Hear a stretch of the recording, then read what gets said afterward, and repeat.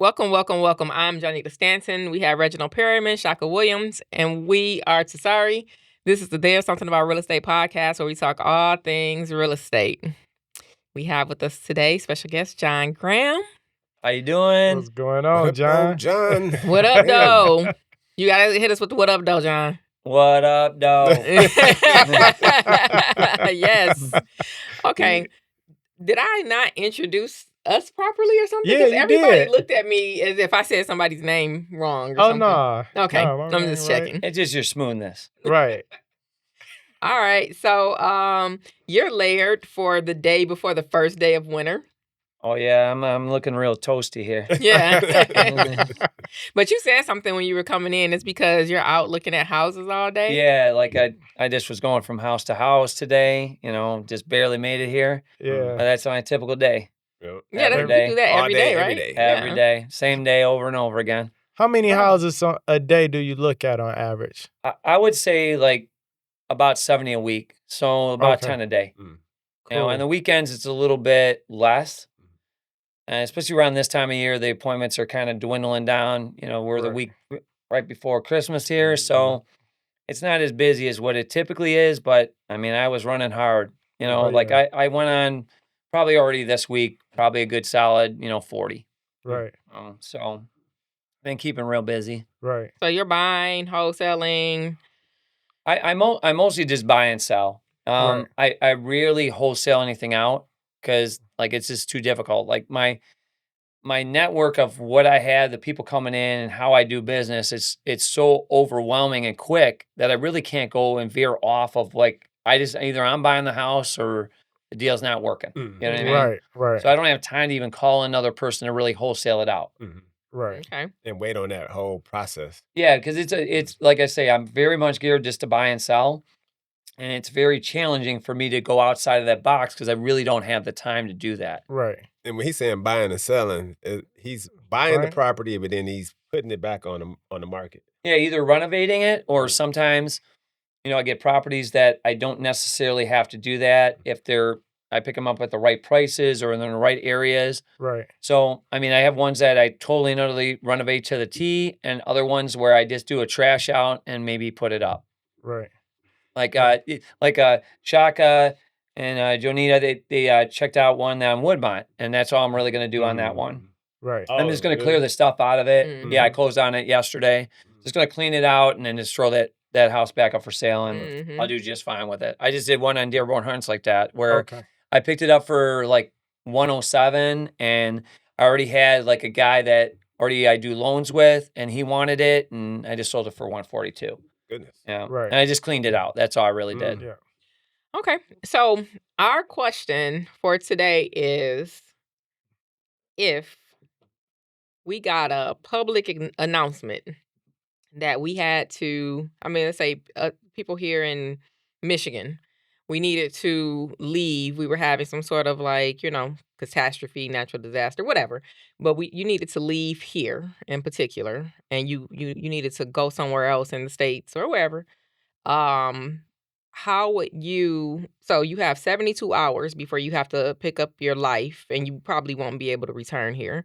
Where would you go potentially, and how would you go about starting over? How would you make your first probably million? Well, I mean, I because of my age, I just turned 55. I'm a senior now. I Got found the that out when I AARP. I joined a membership, and they're like, "Oh, you qualify as a senior." I was like, "Thanks a lot, man. That makes me feel really great." So, I probably would go someplace nice, warm. Some maybe Florida, maybe California. So Right. I do it just because it'd be a nice Mhm. area. Because I think with the knowledge I have in regards to buying and selling houses, that it doesn't really matter where you go. Right. If you have like the knowledge of how to do something, it'll work in whatever market. It's really a technique and a procedure of what you do. And so I just picked somewhere nice. Mm-hmm. So let's say it's Florida. All right. I just picked Florida. It's great. Or maybe North or South Carolina, something like that. Just where it's nice weather. More pleasant people too. Right. It's we're a little rough around the edges here in this area. We don't know until we go somewhere else and you're like, oh my gosh, you guys are calm and relaxed. And why are you guys so uptight? We're just not used to relaxing. So I'd probably go somewhere like that and then, just hit it hard.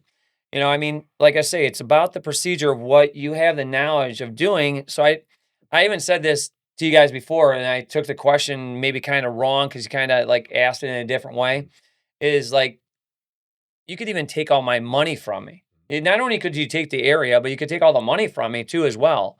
I know how to make the money. I know how to flip the houses. I don't need money to do that.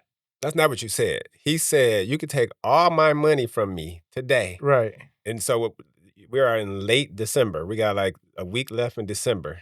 And he said by the end of 2025, he would be a millionaire. He would be a millionaire by the end of 2025. Oh, easy. Right. And he said that I don't even think it would be that challenging. It's just because I have the procedure and what I need to do. I know how to do it. I've already gone through it one time. It wouldn't be any fun. And it's not like I want to do that. It's much easier having the money that I have so I can actually do what I need to do, but I know I could do it. I almost would only take it down as a challenge. Right. Set up a whole separate business where this business doesn't have any money. I'm still doing John Graham Inc. over here, but I'll do all this business with no money and just still be able to probably make $1 million in that company. Let's do it. I'm writing down challenge. Challenge. Do it and document it. Well, here's one thing I will tell you is, this is an important thing, is the procedure to make money is much more important than money. Yeah. And a lot of people think it's really the money. And they get so asphyxiated on that. They're like, oh, it's money. If I just had more money. No, it's the procedure I'm making it and how to do that. So, especially when people are out there looking for money. Right. It drives me crazy when they're splitting deals. There's no reason to split deals unless they're really part of your procedure. If they're doing the rehab, if they're doing more than just providing funds, finding the deals. Right. But if you just got money, that's interest only to me. Period. Right. Okay. Wait a minute. Hold up. I want you to talk about that a little bit because I know a lot of investors, they're borrowing money from somebody, but that person not wants to loan them the money. They want to be a partner on a deal, but they're not doing anything. Well, you got to understand, why not? If the person that finds the deals and rehabs the house and does all that, and they're still willing to give that away, and the person's willing to take it, I can't blame them. Right. But what I'm trying to say is, if you're going out there and you're trying to flip houses, and you're finding the deals, and you're doing the rehabs to them, and you have the process to do that, you should not be cutting your money people in for portions of profit. All you're doing is taking money out of your pocket, and they're not part of your procedure. And we'll go over again, what's the most important part? Is it having money or having the procedure? The procedure. Yeah. The procedure to make money, the process to make money is much more important than money itself. Okay. So you said some things about like where you relocate. I definitely could see you in Cali. But you chose like the Carolinas, which I get, like you said, a little change of pace. My wife would like it there. Okay. Yeah. Change of pace. And then you said that your method would be flipping houses. Oh yeah, I would just go right back into doing what I know how to do. Right. I don't think I would do anything different. Maybe the lending. Okay. Because, I still have a lot of energy. I don't know if you can tell. Can you tell a little bit slightly? More than me. Yeah. So I'm just full of energy. So I want to get out there and I want to look at houses. I like it. It makes me be able to, feel good at putting a deal together. Right. So you're going to go cashless. All of your money's gone. No one. Man, that nuclear war also relocated me and blew up all my money. Exactly. Right. Amazing. How that happened. And you feel like you can hit the ground running and be successful in the same industry. Yeah, and you want me to tell you how I would do it? Yes, please. Okay. So the first thing that I would really concentrate on is just looking for investors. Luckily I've had all this background, right? I got all this background. I'm flipping 3,000 houses. So it's easy for me to talk to, anyone and say, hey, look, I've done this before. I know it inside, backwards, and forwards. It doesn't matter really where I am. I'm going to figure out, the real estate values here by looking at hundreds of houses a week, because that's what I would do too. So one, I want to get in front of people that would have the money to lend to me. They can lien the houses directly. And I know how to sell that upside down and backwards and forwards. Right now, I have about $16 million of other people's money right now. Right. So how do you think that happened? I had to do it all one time anyways. I could do it again. And don't think that those people, even though they would be out of the state, they might lend me money still, right? I could always, you think they would trust me what state I was in? Of course they would. Right. So I could go to the same people that lend me here, but I could also do it brand new there too as well. Yeah, because we got to take those people out. And the reason Janita keeps saying for everybody is because we had this episode with some other investors. And so one question I want to, and Janita had a similar perspective as you, John. But and what the rebuttal to it was, what would you do for money right now? Like, so, okay, you don't have any money. Yeah, I don't have any connections. I can't use the same connections anymore. Yep. What I would do is, one, I probably would get my real estate license wherever I go as quick as possible. So I can gain access to the multi-list. I gain access to the multi-list. I look for the renovated houses. On the renovated houses, they're borrowing money too as well. I'm going right to those people. They've already done it before. You know what I mean? I go back to them and say, hey, look, you lend on this one. You do this. Okay, great. Or I just find people, like I might go to a hospital. People love to invest money, that are doctors. They love to make interest on the money. Yep. As long as I'm going to people that have money that are willing to lend it to me, I don't care who it is. I have, like, even some of the people that lend me money currently, it's like their daughter happened to, work enough and has $100,000 now in the bank, and they've now referred it out. So I don't know where it could come from. Right. Right now, I don't really even have to look that hard for money because it's more of a referral thing now. Yeah, they bring it to you. Oh, yeah. It's like my coworker, my, like my nephew, my uncle, some relative is lending me money, and they just happen to have some money sitting around, and they've done business with me for so long, they refer me out. Real. So every couple months, I get $100,000, $200,000 more by not trying. That is a real thing. So, I'm sorry. So one of the debates we had, what Shaka was mentioning was, of course, that'll take some time, right? Bro, yeah. But those first few, I don't think it would take me any longer than weeks for me to get somebody to say, this looks good. You know what I mean? Right. I'm willing to do this. I'm willing to invest with you. How would you eat between those before you can make that first contact? I mean, you're saying I'm penniless? Yeah, but it's not really a fair question, because some of our other answers were that we would get jobs. We would. What were some of the other answers? Yeah, get jobs. Somebody said about a week. Right, but so he said weeks. So it's the same thing. Like, no, most jobs don't necessarily pay weekly. They pay like bi-weekly. That's why he's asking, what would you do in the meantime? So I could hustle some real estate or something. If I get my real estate license, I can do that. I mean, I've done over 10,000 regular real estate transactions. So I don't think that would be that, hard to do either. I mean, it's going to take a while because I can't get a commission check that quick. But Right.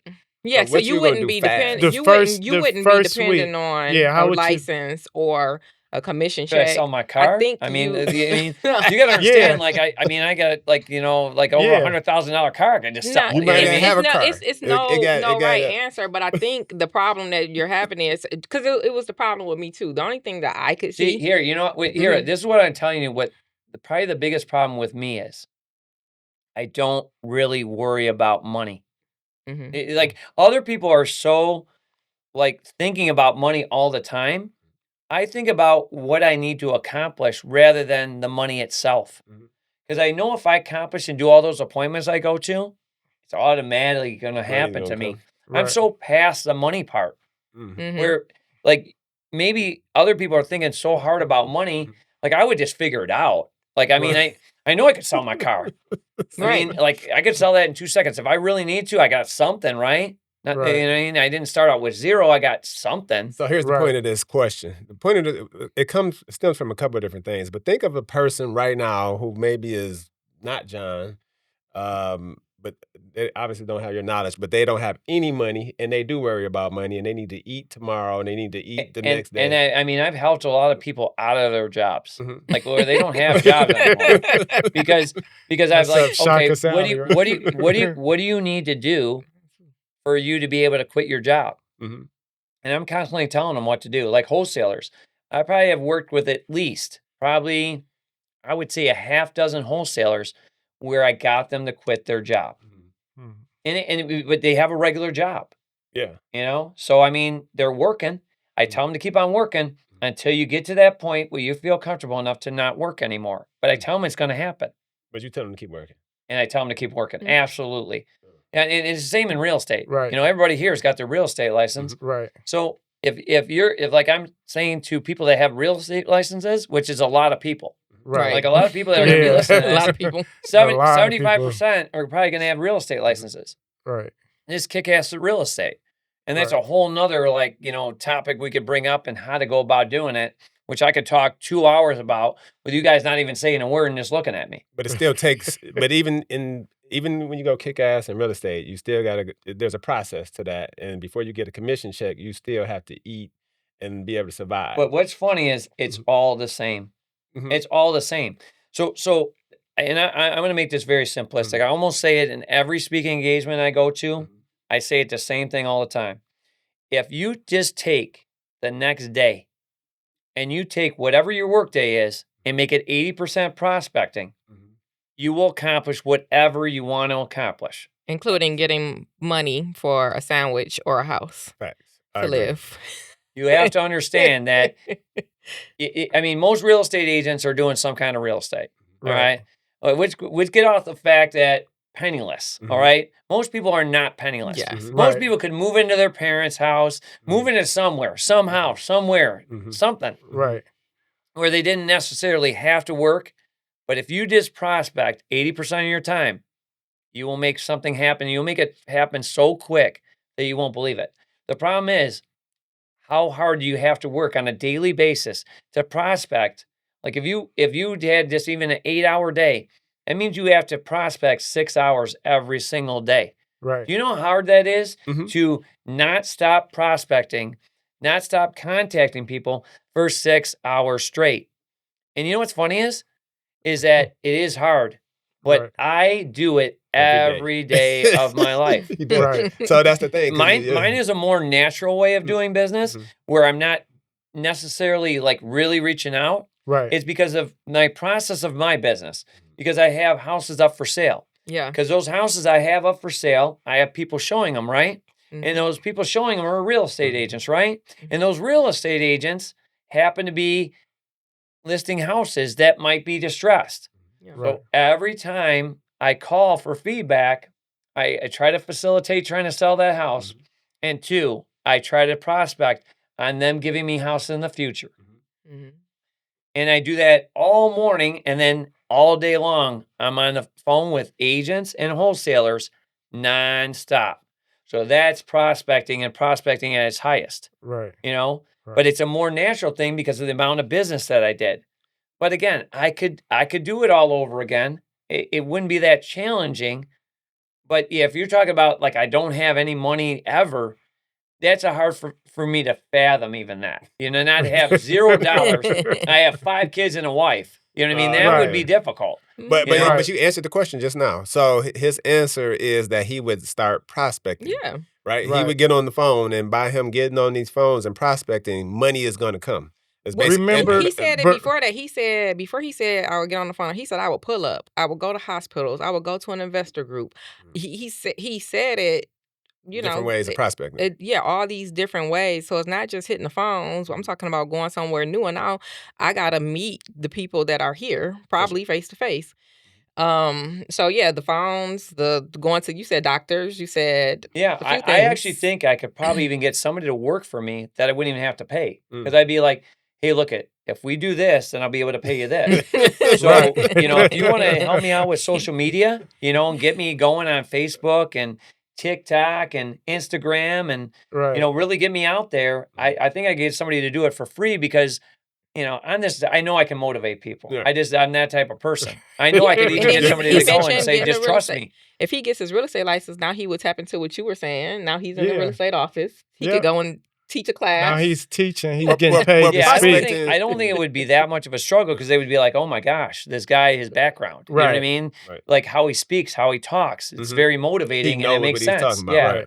Yeah, exactly. And I mean, we're just hitting on very generalized topics and stuff, but you could say, hey, what do you do on open houses? I could talk like 45 minutes just about how to do an open house really Right. good.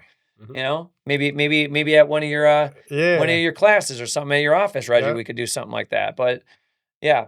So he would prospect in a multitude of different ways, right? Right. And money would come in. It's a little bit different than what you said. you said it was You went into a very specific scenario where you would go and find a investor, which I He said understand. that. That was the first thing he said. Which I understood what you were meaning by it, but there's another piece to it. So through his prospecting, he's going to be selling real estate, and maybe whether it's wholesaling, he's going to be doing different things where there's money that's going to be coming. That's actually going to be profits being made.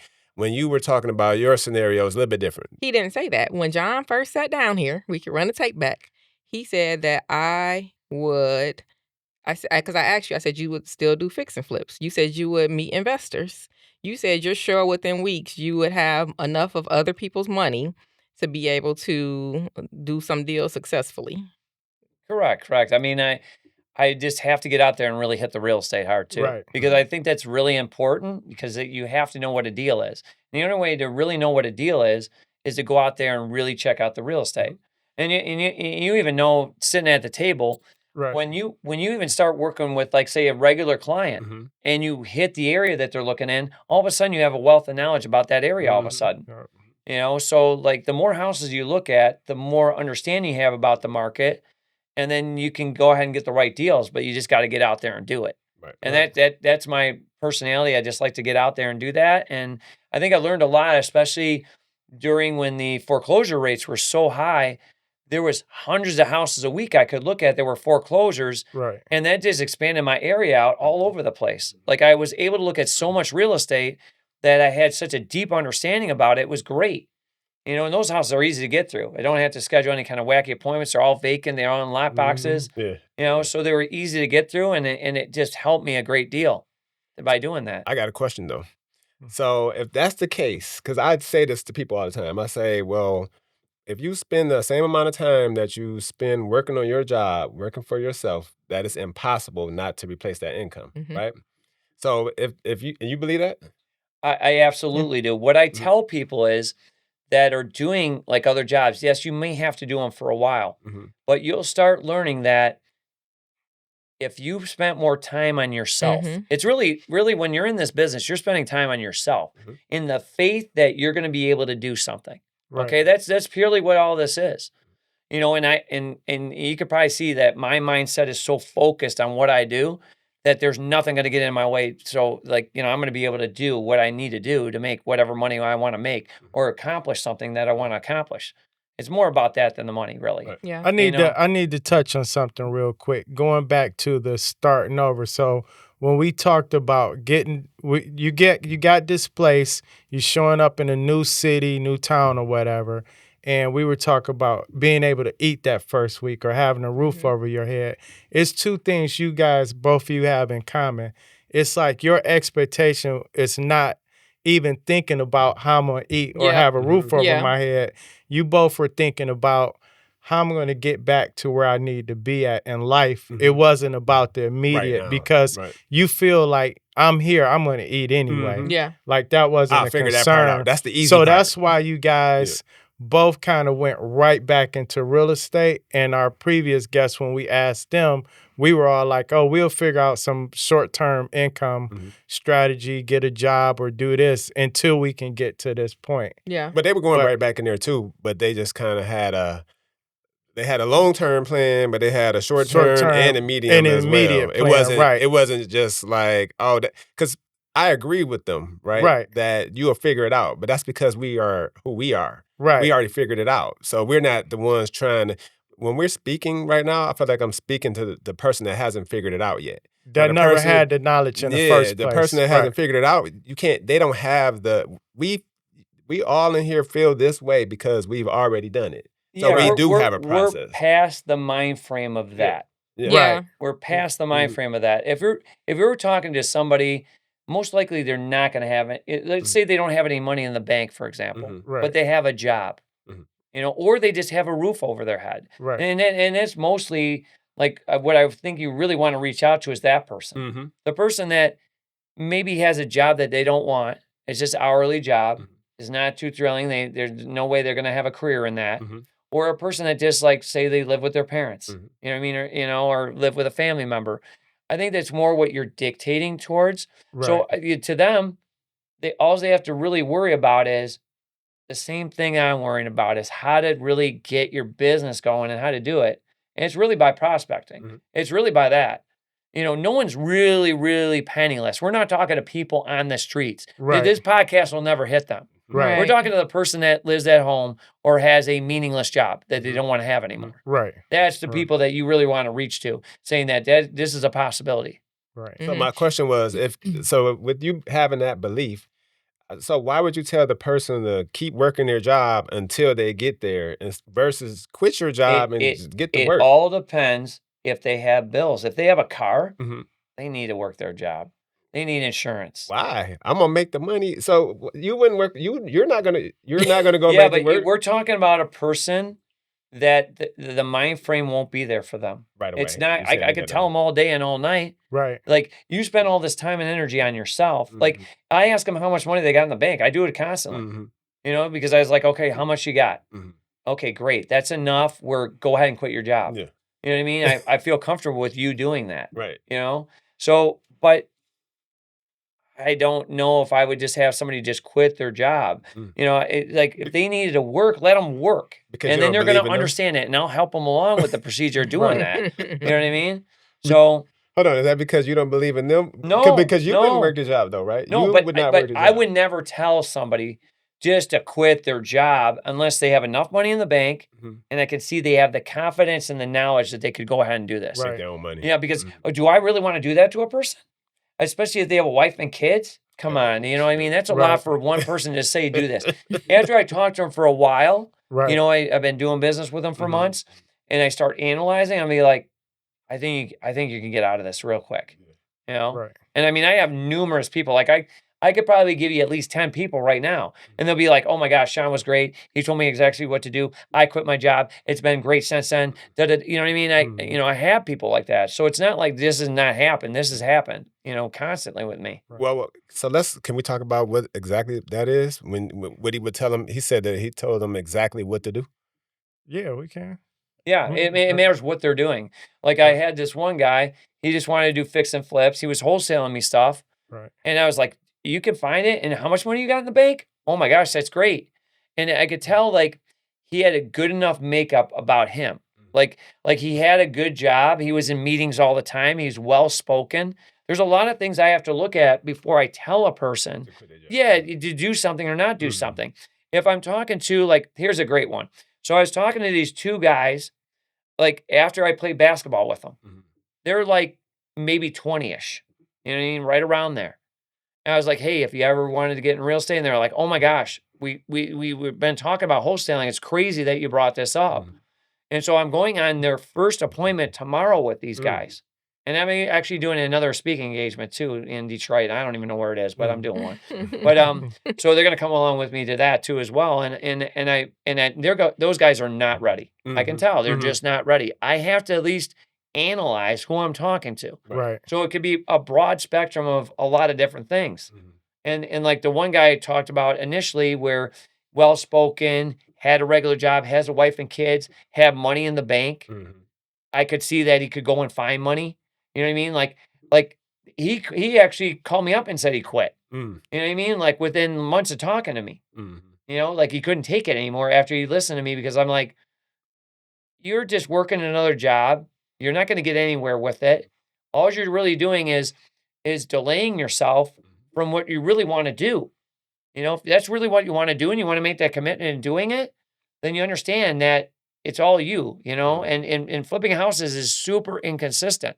You don't know when you're getting your paycheck on that. Right. You know what I mean? Right. No one, like I always tell agents too, when we're trying to close on properties, they go, who dictates the closing? It's certainly not the seller. Right. It's you and your buyers. You know what I mean? Right. So who knows when that might be? When their financing goes through?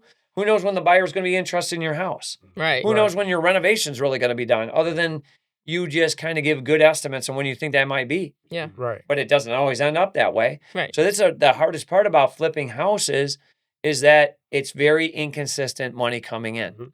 So you have to have money sitting around so you can live. Yeah. That's what makes it very challenging and hard.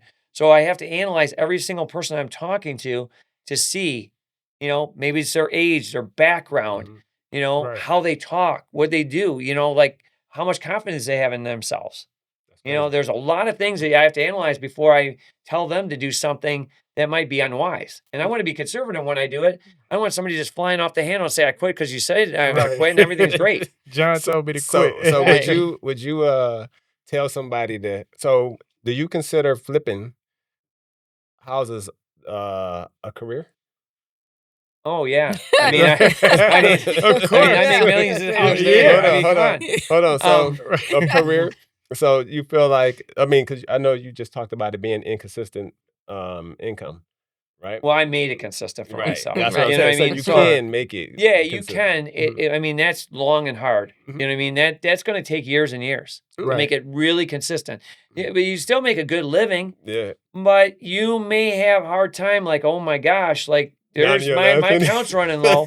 You know what I mean? It may be challenging, and that's why I get into these conversations with these people, because I don't want them to just think like, oh, John Graham doesn't look at all the money he makes, and it's so easy. And it may be easy for me, but it's certainly not easy for others. I have a question. Why are you a fix and flipper versus a wholesaler? I know you will, but you're not that. You know what? I wanted to get out of sales in general. Because I went through the whole real estate thing, listing and selling. Wholesaling is basically that all again. It's exactly the same. Instead of a commission, it's a wholesale. I got it. I'm glad you said that, because every time we talk to wholesalers, they're like, "Oh, I don't want to work with buyers." I'm like, you're nothing but a good listing agent. Hey, work hard. You went out, you prospected like hell, you found a property, and you're a good listing agent that know how to double dip. That's all a wholesaler is. So when you said that, a lot of wholesalers and realtors, it's like this clash. I'm like, you guys are doing the same thing. You find sellers, you find buyers, and you get paid. But okay, so to clarify for people who haven't watched you on a past episode, you are a broker, a real estate broker with a company. Correct. And you also work a lot with wholesalers.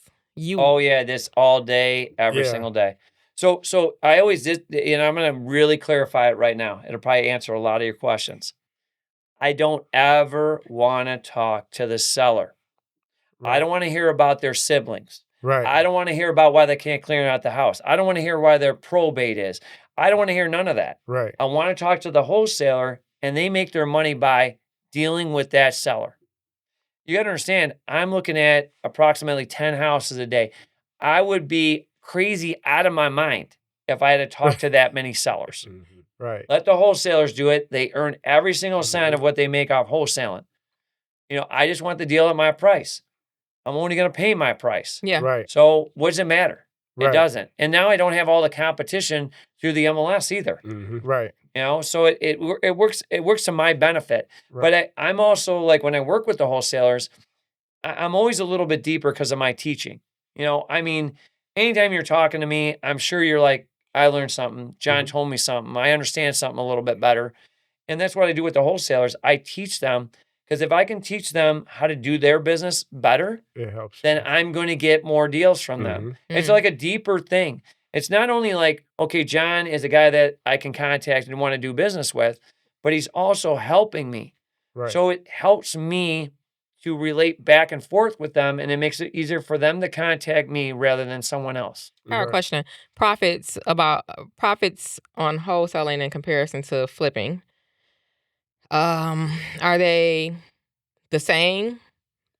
I would say I probably on average probably make at least double or maybe 1.5 times more than the wholesaling fee in general. You got to understand Right. it's very generalized. I mean, I've had wholesalers make, $100,000 off me on transactions, and I've had them make like just 1,000 or two off transactions. So it's very broad on what they can make and Yeah. not make. But as long as I'm getting it for my price, that's all I need to really know. And I say God bless them if they make good money. Yeah. God bless but so them. he's saying his return on investment is more in a flip. Yeah, more than the wholesale but it's fee. not. But it's not. So he's saying he makes more money because if I can guarantee you, it's not the money you put in your pocket. No, Is it the same? No, that's not an ROI. So an ROI is if John John. What's his say? What's his say is Profits. double? What's We're his say saying is double? profits. No. Even after hear taxes what and I'm saying everything. though. Right. But I'm gonna tell you why y'all are all misunderstanding the question. And this is going back to another topic. That's why she's bringing My it up. question? But here, John is spending the money to buy the property. The wholesaler is spending $0. Right. His ROI is way greater than that of a flip. No, Yes, it that's is. not my question though. But that's not what I asked. Well, that's what. But that's what the last individual talked about. They talked about the margin for them. And Shaq, I'll agree with you. Mhm. I'll agree with you. Mhm. Here's the thing: is that because I do the number of transactions I do, Mhm. it's still probably I'm making more money. They're making a bigger rate of return. Got it. There is 0 days into that. Yes. It's just it's a commission. For sure. It really is. Right. But those guys, the ones that do good business, they have an advertising budget. Mhm. They got all that going on too as well. Right. So I haven't even got into that, but For sure. I would say in general, if you Mhm. just took what they made and don't worry about all the business stuff, Yep. and you took in general what I made, and don't worry about all my business stuff, Mhm. I probably make double it. Gotcha. Okay, just to sort of clarify it, but I understand what you're saying too as well. So what he's Because saying you is, gotta remember too, he's also like if we're talking cash on cash return, Mhm. he says getting a lot of loans for his money. So people are giving him money, so he's not always out of pocket neither. for sure. Right. But I'm still paying interest on for it. sure. Yeah, Right. you're paying he- interest, but So, still. no, what we're talking about though is people think that when you're a flipper, that's the way. Everybody I talk to that wants to invest, they all want to be flippers, right? I almost tell them the opposite. A lot Yeah. of times that people need to get to flipping houses, Mhm. that they're giving me houses right away. Mhm. I always tell them to keep on wholesaling because flipping Yeah. houses is a very inconsistent thing. Mhm. What about investing though? When you say investing, you mean like rentals and things like that? Lenders. So being a lender versus a flipper, Loaning money. loaning mean- money. you mean lending out people, money? The people who want to be flippers instead of lenders. It's hard. It matters the makeup of the person. Right. I mean, some people, and it's typically people that are a little bit older. They just like to lend out money because they don't want to hustle around and do all the work. There's Right. the difference. And they work a little bit smarter. There's a reason why there's a bank on every single corner. Right. Is because lending out money is a very easier way than flipping houses or wholesaling or even, being a real Everything. estate agent. Yeah. It's easier lending out money Mhm. once you figure out the process and you have money and things like that. I mean, me acquiring all the money I have too is I'm also a lender too on real estate transactions. So I'm able to get my money at one interest rate and give it out at a different interest rate, just like the banking system. Mhm. Right. It's no different. So that's the easiest way. And I'm going to tell you, you want to know the easiest way? That's the easiest thing to do. Lending. Right. That's the easiest thing to do. But it doesn't float my boat because I'm so Right. full of energy. For sure. Right. I would be the most bored person, just looking at like, oh, your draws and oh yeah, I saw the piece of real estate and I think, here's the terms I can give you on it. Right. I think I would be bored out of my mind. Mhm. Hey, You can know? we go back to, because I think I interrupted you.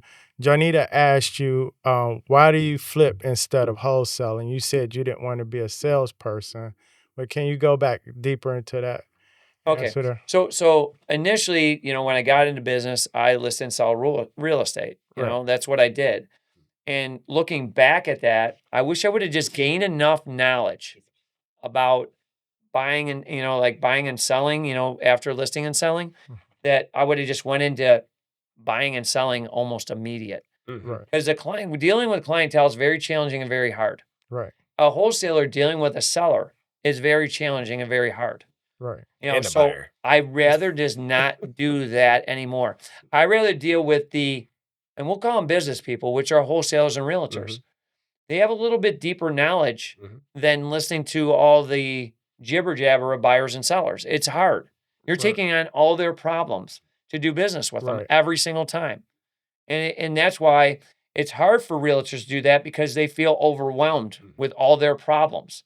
And now they're taking them all on, at least if they care. Right. You know what I mean? That the people that care, they're taking on all those problems. And I cared. Right. And then by me caring, I did a lot of business, because they could see I cared about what they were doing. And I was able to do more and more business because of referrals, because they knew I cared. Right. But it was overwhelming me. And so I didn't like it. Now, what I do now with the buying and selling, it's more of a controlled process. It's like a real business, you know, and I'm very systematic type personality. I do the same things every single day, all day long, and they work. Right. And so now I really don't have to work past 5 o'clock other than taking phone calls. It's not like I'm out there showing houses, or I'm dealing with a seller calling me up at night, you know, worried about like, hey, we can't find a house and you sold my house and what should I do? I don't have to deal with all that psychological craziness, Right. you know, which is very hard. So I'm dealing with an educated realtor that's giving me a house, and an educated, you know, wholesaler that's giving me a house.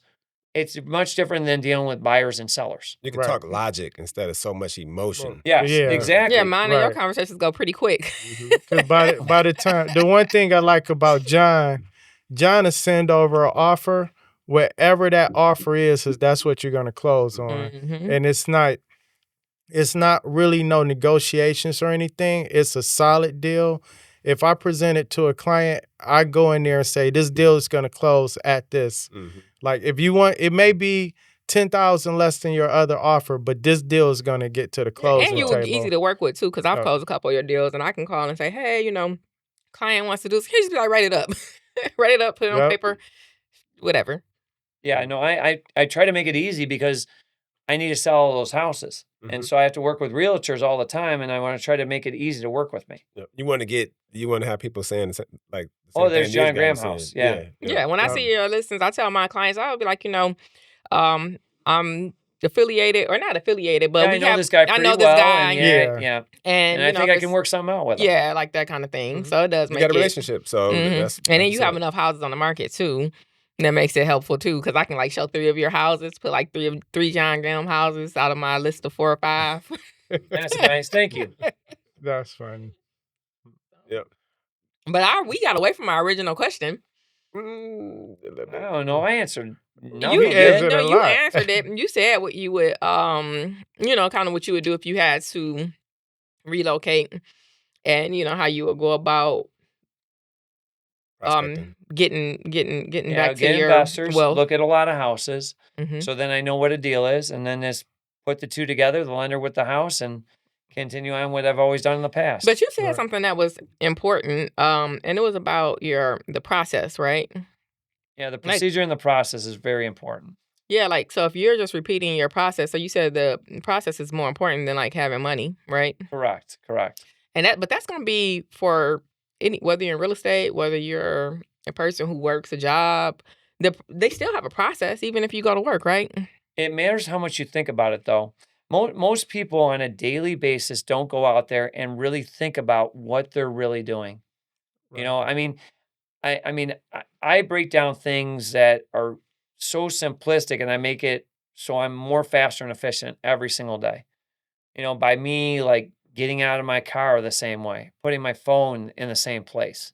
Right. You know, I just do everything the same. I wake up the same way, the same time, do the same things all day, and then you start breaking that down and making that even a procedure that's a little faster and quicker. Right. What time you wake up, John? I wake up at 8, but I also work very late. I'll get into my day. People love to hear my day. So I don't know if you guys want to hear it. Yeah. Okay, good.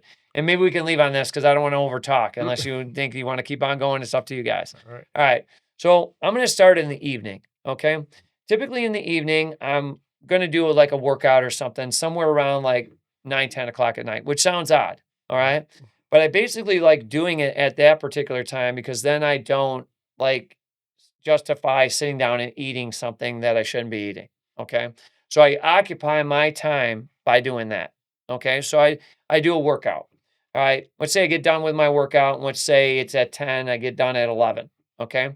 Then the next thing I do is I make my meal for the next day. I do not have to worry about where I'm at, where I got to go for lunch, who's around, what I got to order. Don't have to worry about that. Right. I don't want to spend my time and energy of what I do as lunch. Plus, I make something very healthy. Usually it's a salad, a bowl of fruit, put it in a little lunch bag. I got it by me all day. Whenever I have time, I can eat it at that point, and I don't have to think about that. And I'm going to tell you, that's why I'm very deep in my thought process, because that's the last thing I want to do. I don't want to be known as, oh my gosh, that guy goes out to lunch all the time. Right. Where's that get you in life? Mm-hmm. So like I don't want to worry about that. So then I make my lunch. I'm done, say by 11:30. All right. I do all my appointments, and all the houses that are sent to me are all by text. Everything's by text. So then what I do is I sit down at my desk and I go through my phone at 11:30, and I just start marking everything on a ruled sheet of paper, which I have almost like a book, like would be like for like just a closed type of book that you write, like a diary type book almost. Okay. Okay. And I write everything in there of all my appointments through my text. All right. And I put the times by them. And then after that, it's usually around midnight. Now, midnight is a very interesting time, and there's a reason why I do this at midnight. Through the MLS, you cannot search a time frame. You can only search a day. Okay. So if you search a halfway into a day, you're not going to know what the other half of the day did. So the reason why I do it that way is I get the complete and utter day. So I search then all the houses in Macomb, Oakland, and Wayne County condos too, that either have been put back on the market or on that market that day, or the coming soons, whatever the active activity is. I look through all those houses. On a typical week, like around this time of year, there's about 300 or so. All right. In the middle of summer, there's like 500 to 550. Okay. So then I spend about a half an hour going over those. And most people go like a half an hour, like that's a lot of houses. I know area to price so well that I don't even have to think that hard. Yep. All right. So it's just area price. And after area price, then I look at does it have a basement, a garage, and square footage, and so on and so forth. Okay. So it doesn't even take me a half an hour, really, not with the 300 houses. All right. So then I go through that and I put those on the list of which houses I want to see. And then I already have ones with the appointments, I wedge the other ones in. Okay. And I also write down all the people I need to call, all the things I need to do, all on this list. And it takes up a whole rule sheet of paper. There's at least, I would say 30 to 40 tasks I have to do, whether it's looking at a house and get back with them, calling the wholesaler back, calling an agent back, calling somebody back, about something, all day long. All right. Mm-hmm. Or contacting an assistant about something, whatever it is. It's all in there. I take a picture of it. I send it to my assistant at usually 1:00 in the morning. Okay. After I'm all done with this. Then what she does is she takes it all and puts it into a PRD or a listing form at night while I'm sleeping. And then when I wake up at 8, I go to the bathroom, I sit down at my desk in my robe. I then just go through that whole entire list of houses that are the PRDs and the listings, and I just put after repair values on all of them. Mm. So whatever I'm looking at or whatever I need to talk about, usually I'm doing about 20 or so of those a day, minimal. So I do that in a half an hour, again, very fast. Like most people, it would take hours to do 20 comparables on houses. You know what I mean? I do 20 in 30 minutes. All right. It takes me minutes to do it. And you got to understand, I'm bidding on these houses. It's not like I'm carefree, just throwing numbers out in these places. Right. I'm making bids off of the numbers I put down. So they got to be good. Right. These aren't like Harry Carey ones. Right. I'm not going to go read back and do it either because I don't have the time. Right. Because once my day gets started, it's like phone calls every 5 minutes all day long. Okay. I don't even want to go back to my phone. That's why I left it outside of this room because I'm sure it's going to be crazy on it. All right. So then now it's 8:30 in the morning. Then I go through the feedback that I talked about earlier. I call every single agent that showed all my houses. So to try to facilitate a deal and try to get more, business off them giving me houses that are distressed. It's 9:00. My driver's waiting outside of my house. All right. We hop into my car and then we just go from house to house and I just take phone calls all day long and make bids on the houses that I have scheduled appointments in approximately 10 a day. And I'm always wedging more in even that day. Right. Usually it ends up, if I'm at 10, I'll probably end up being 13, maybe 14 by the end of the day. Because everybody's like, hey, I got this house in, oh my gosh, I'm going to be close by there at this time. I'm just going to wedge it in between my 2 appointments. And I'm just going to make it there. So I'm constantly doing that all day. And then that makes me even more accessible. Like, hey, look, I got this house here or there. They're like, oh my gosh, I don't even know how John even got there. He just did it, right? Yeah. Yesterday. Yeah. Right. So I just hit houses all the time. I hit that one in Waterford. Right. So I just happen to be around in that area, but I'm around every single where. I'm going through Oakland, Macomb, and Wayne County on a daily basis. So when somebody gives me something, sometimes I'm like, oh man, I was just there and I can't get back. I have to go tomorrow. But sometimes I'm going to be there in hours. So I'm already going to be there. So it makes it easy. Just put another one in there, get it done. And then it makes it a lot easier for me to bid quicker on properties and acquire properties that way. Right. And then 5 o'clock hits and I'm typically back at my house. And then I start making my meal and stuff like that for the rest of the day and doing cardio. And then I told you my late night stuff. Right. 9 to 5. So you're literally working from 9 to 4. Well, I'm kind of working. I even count my workout as working because it's not super enjoyable all the time. But basically 10 o'clock at night till about 1 o'clock in the morning. Okay. Then it's 8 o'clock in the morning till about 5. But here's the thing is I want you to think about this, is that what do you really do? And I want you to think hard about this. What do you really do from 10 to 1 if you're a late night person? And if you're an early morning person, what do you really do if you wake up at, say, 5 or 6 o'clock in the morning till 9 o'clock in the morning? I want you to start really thinking about what you do during those down times that you need to change so you can become a person that is very productive, do a lot of productivity like I do. Right. Because I always said to myself, even since I started real estate, is that I would just cold call or work as hard as I could in the beginning. And I always wanted to look in the mirror and say, look, maybe I didn't do a transaction or get anything done or get a buyer or get somebody to list their house with me. But I know that I worked as hard as I could that day. I didn't ever want to look in the mirror and say, I messed around that day. Because it doesn't make you feel good. Right. When you left something on the table and you know you're leaving something on the table on a daily basis, that doesn't make you feel good about yourself. Right. So why do it? I mean, I'm a little bit extreme because I do this on a daily basis, but I keep in good health because of the way I eat and the way I work out. Right. And I'm always doing good business-wise and keep the activity going so I can keep on doing well, by doing this process. And it's a bit strict and it's a bit hard, but even if you took it and didn't do it to my extreme, but just took it where you still did that amount of prospecting, even half of what I'm telling you, you're still going to see outstanding numbers. So do y'all believe in willpower? Like the battery, like, it being drained, you know what I'm saying? So basically at night, you're going to sleep, you're recharging your battery, right? And then you get up in the morning and then everything you do is draining your battery, right? So then basically what he just explained is he took away a lot of what we may deal with, because we're still getting phone calls from the sellers and the buyers and everybody else's problems. Right. You know what I mean? He kind of took that out the way. That's why he said, I'll pay but he don't even got to worry. He got his driver, so he's not thinking about driving while texting and whatever. I do have a question. How are you, when you're saying you're submitting your offers, are you actually submitting offers, or you're John Graham, so you tell somebody, you call Reggie, say, Reggie, I want it, and I'm willing to pay this amount. Both. And that's good enough. Because I've gotten both from you. It is both. Reggie is correct. Reggie is correct. So, like you remember, I said I'm going through the MLS still. So they give me that listing. Like my assistant gives me the listing. I have it on the iPad. I have something called Good Notes on my iPad. So it downloads, and so I can actually write right on the listing. Gotcha. So I just put my offer right on the listing. I email it right to my assistant, and she sends it out. Okay. Now, if a wholesaler is giving me the deal, I just call them back. Or if a realtor is giving me a deal, I just call them back. And then it's simple as that. So he took so he's taken a lot of the trash that a lot of people deal with, that I know that I deal with. I'm under duress right now. That you just take away.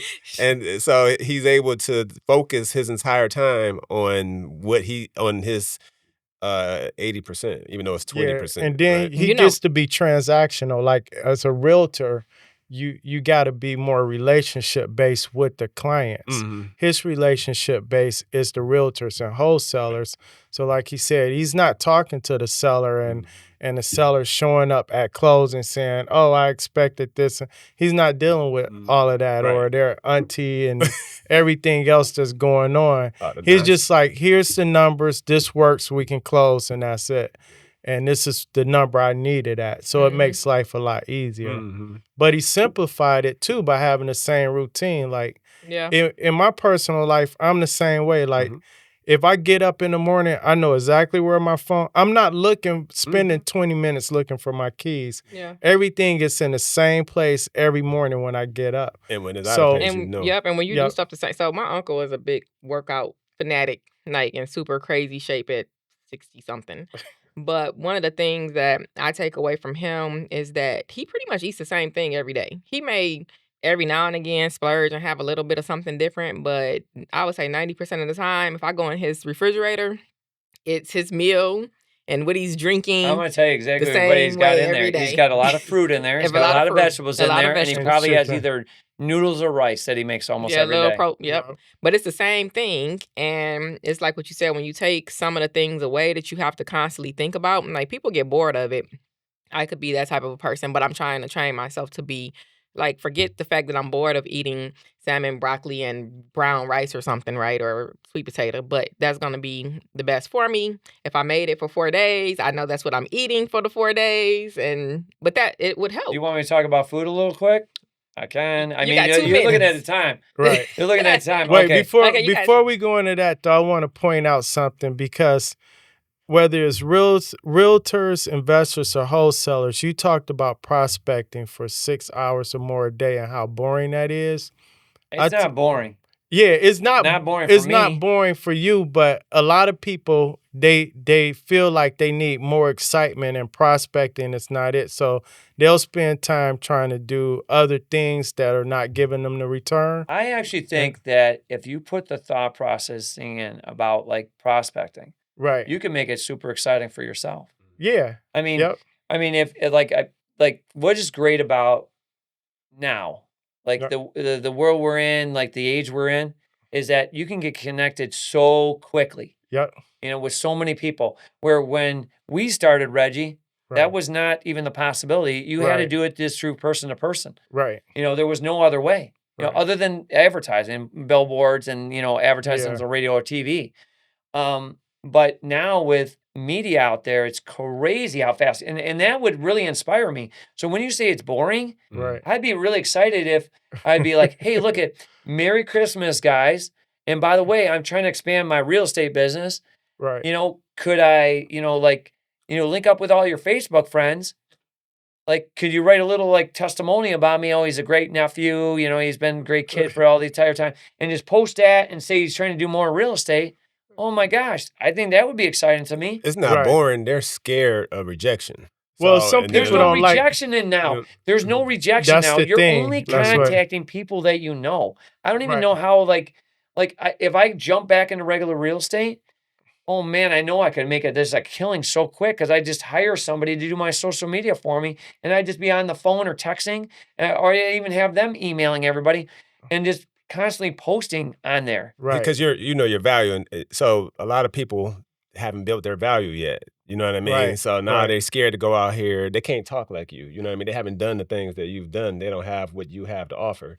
So they're scared to go out there and ask because they feel they're gonna get rejected. But here's the thing. Don't be scared. Here's the thing is, once you start doing it, it becomes almost like an addiction. Yeah. Like I found it when I first started in real estate, and people would say yes to me, be like, "Oh my gosh, this is the greatest thing ever!" Yeah. All they did was talk on the phone, and I'm making $1,000 of commissions. It's crazy. Right. You know what I mean? Yeah. And they say it's hard.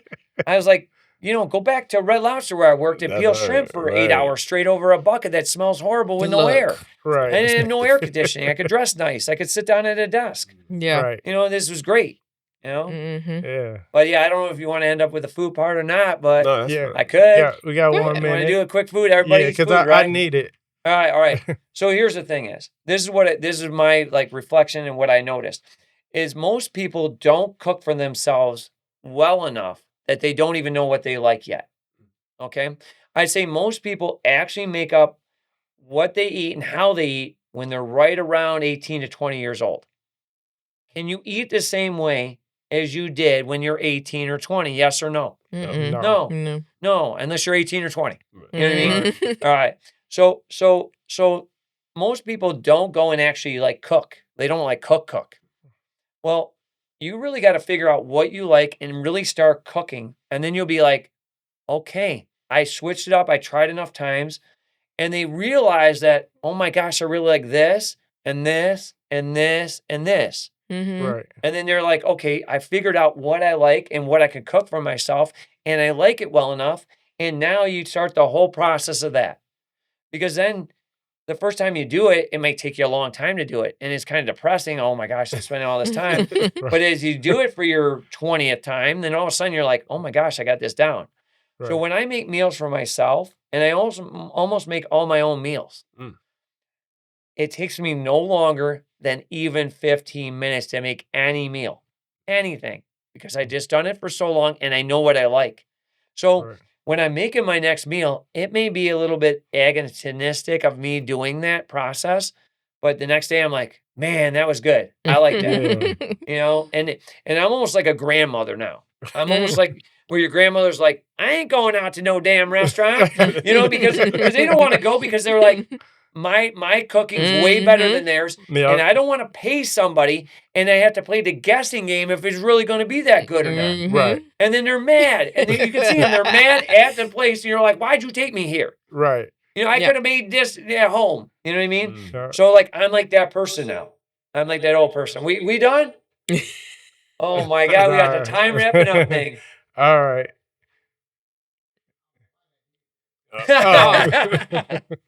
Like we had the Resident Evil. All right. It's like an alarm. He's trying to say he's got to go home. Right. I don't know what happened there. Yeah, I don't know what happened there. But John, where can we find you if we were looking for you? It's real easy. It's my phone number. It's 586-944. What's my name? John Graham, right on the white truck. Yeah, but it's John. It's John? 944 John. So if you want to reach me, it's 586-944 John 5646. Simple as that. How many had that number? Cool. That's a wrap, y'all. Monday.